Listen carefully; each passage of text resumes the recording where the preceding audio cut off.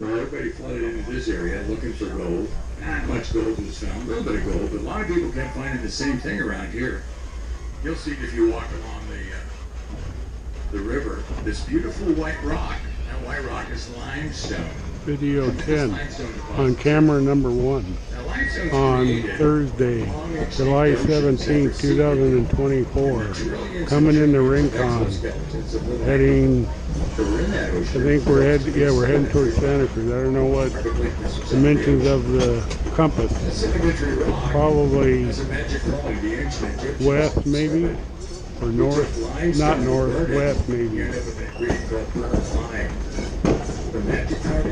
Coming by the new siding here that hasn't been completed.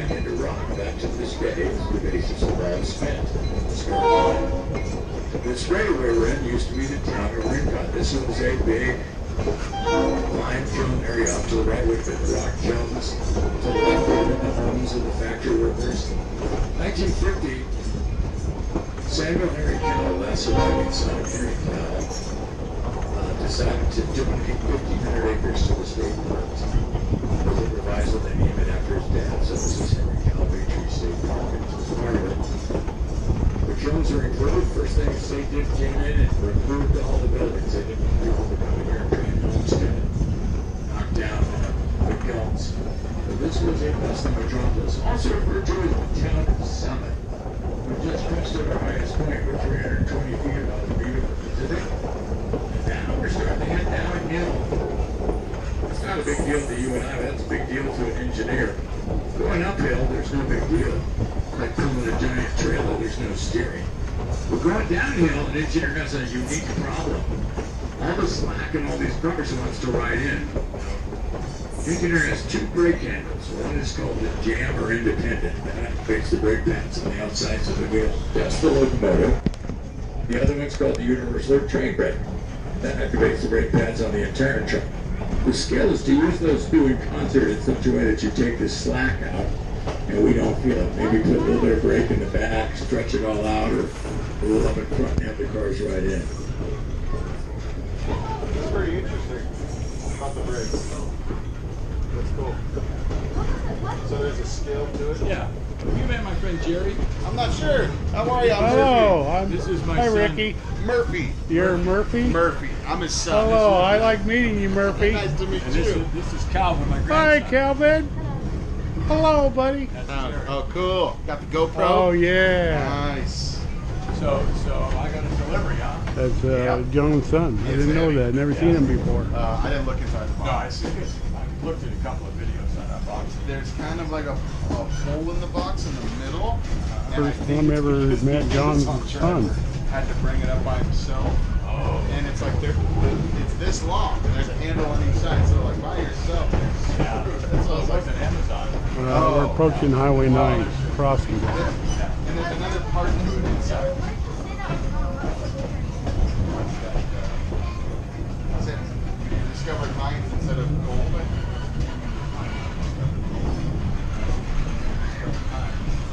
What's funny is it's like a stage play where no one would probably even know this.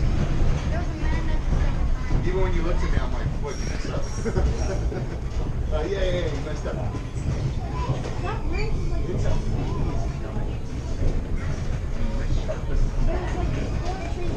I know, but ounce of things, 150, diameter. The old phone box. Highway 9 up there.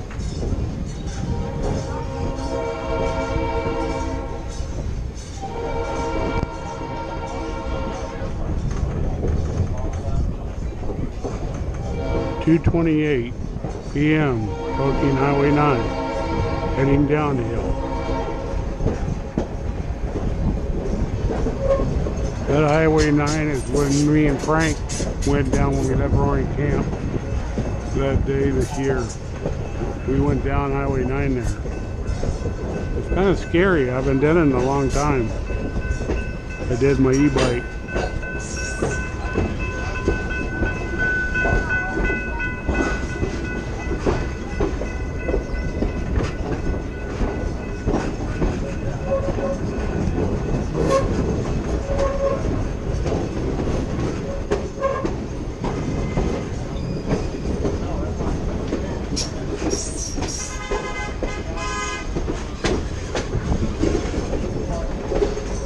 approaching the Powder Creek Trestle.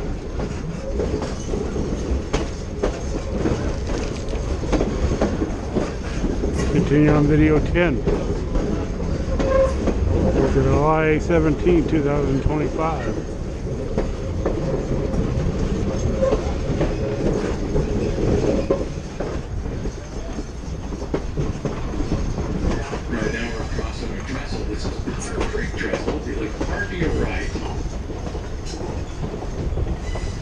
You'll look at the setup where the old gunpowder plant used to be. Those of you just starting your round trip, we'll talk a little bit about that on the research trip.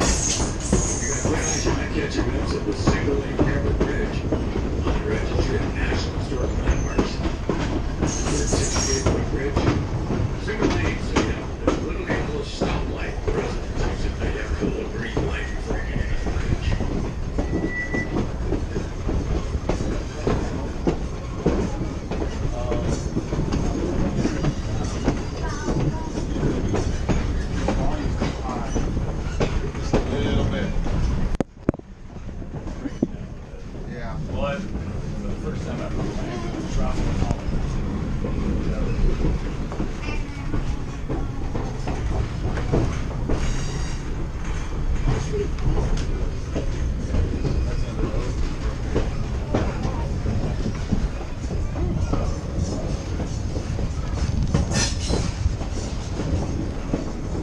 Pretty sweet.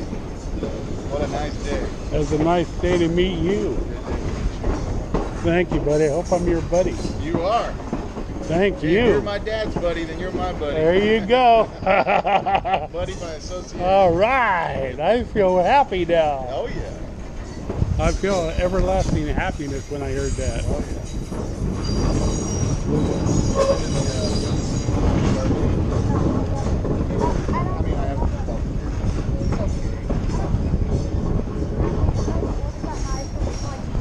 But I hope I'm a friend of this young man. Calvin found it.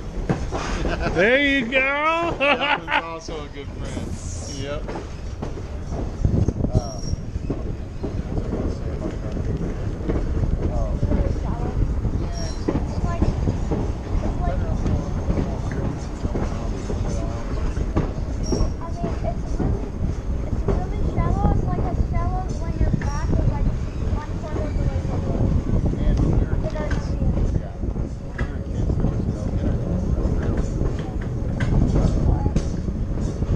We're now approaching the outer side of Paradise Park, where used to be a American Powder Works.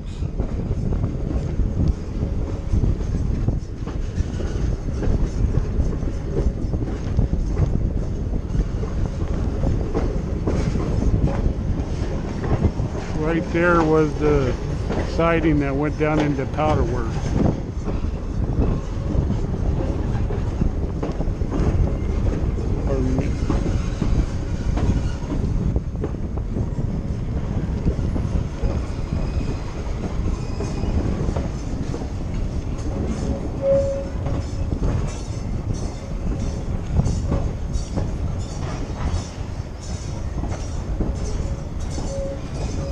Still got full battery on this camera number 1 we were using on video 10. The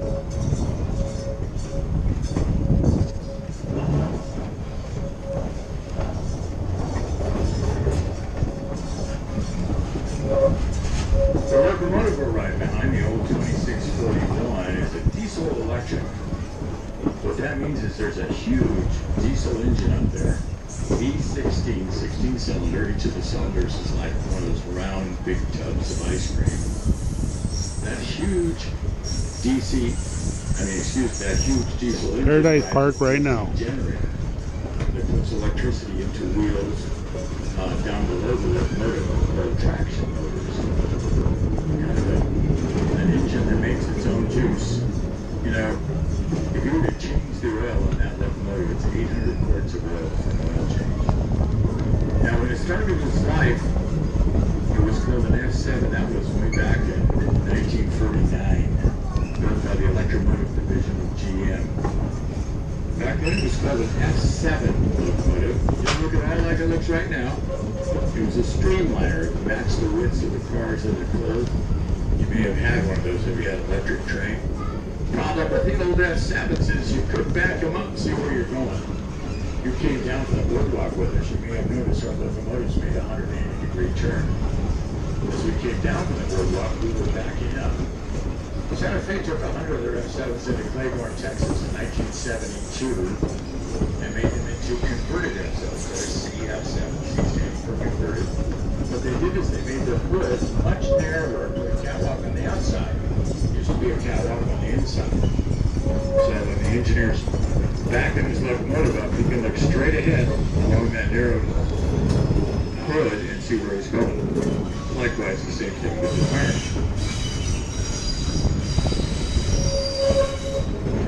Now the cars you're riding in have a bit of history. The car that's right up against the locomotive was built in 1901, 124-year-old car. It was bought in a name. And all the cars has been done to it.